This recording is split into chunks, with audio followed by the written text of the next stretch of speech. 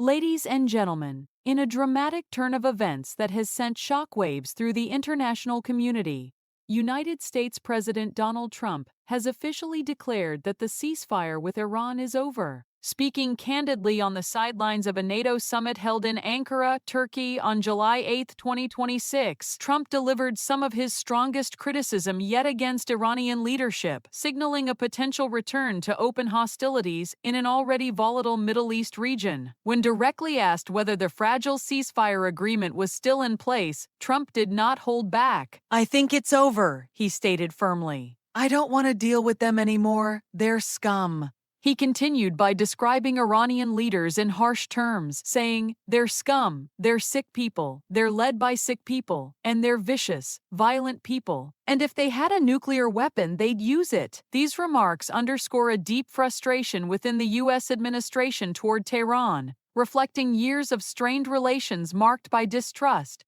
accusations of bad faith, and repeated cycles of confrontation. Trump further elaborated that, in his view, engaging with Iran is simply a waste of time because they are liars. Despite this strong stance, he mentioned that he would still consult with key figures in his circle, including his Middle East envoy Steve Witkoff and his son-in-law Jared Kushner, who have played central roles in attempting to negotiate with the Iranians. However, the president made it abundantly clear that any future dialogue would depend entirely on Tehran's willingness to return to the negotiating table on terms acceptable to Washington. This latest escalation stems from a rapid exchange of military actions between the two nations. According to Iranian statements, their forces targeted 85 U.S. military sites located in Kuwait and Bahrain as a direct retaliation for American strikes on Iranian territory, specifically in the Hormuzgan province and the important port city of Mashhad. In response, the United States confirmed it had launched powerful precision strikes against more than 80 targets inside Iran. These American operations followed Iranian attacks on 3 commercial ships navigating the critical Strait of Hormuz. The Strait of Hormuz holds immense global significance. This narrow waterway serves as a choke point for maritime traffic, through which approximately 20% of the world's traded oil supply passes daily. Any disruption here carries serious consequences not only for regional players but for the entire global economy, potentially driving up energy prices and affecting markets far beyond the Middle East. The recent incidents involving shipping in this area have heightened concerns among international observers about the stability of energy routes and the safety of commercial navigation. The current flare-up risks undermining last month's diplomatic agreement between the United States and Iran. That deal had aimed to extend an existing ceasefire and open the door for more comprehensive talks intended to bring an eventual end to the ongoing war. While neither side has formally announced the complete end of negotiations, the exchange of attacks and Trump's fiery rhetoric have introduced fresh uncertainty into the peace process. Adding further complexity to the situation is the recent death of Iranian Supreme Leader Ayatollah Ali Khamenei.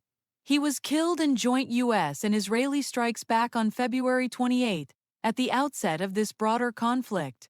Iran has been holding funeral processions in his honor, during which the United States had promised a temporary pause in military operations. The fact that strikes resumed despite this sensitive period has added an emotional and political layer to the already tense atmosphere in Tehran. From a broader geopolitical perspective, these developments occur against the backdrop of the wider U.S.-Israel war on Iran. The involvement of multiple actors, including American military bases across the Gulf, Israeli security interests, and Iranian proxy networks, creates a highly combustible environment. Regional allies and international partners are closely monitoring the situation, worried that a full breakdown in the ceasefire could lead to wider conflict, increased refugee flows, and greater humanitarian challenges. President Trump's comments at the NATO summit also carry important implications for America's relationships with its European and regional allies. By taking such a firm public position, the U.S. is sending a clear signal about its tolerance for Iranian actions and its determination to protect its interests and those of its partners in the Gulf. At the same time, the emphasis emphasis on Iranian leadership's character raises questions about the prospects for future diplomacy and whether any negotiated settlement can be achieved in the near term. As the world watches these fast-moving events unfold, the stakes could not be higher. The potential for further military exchanges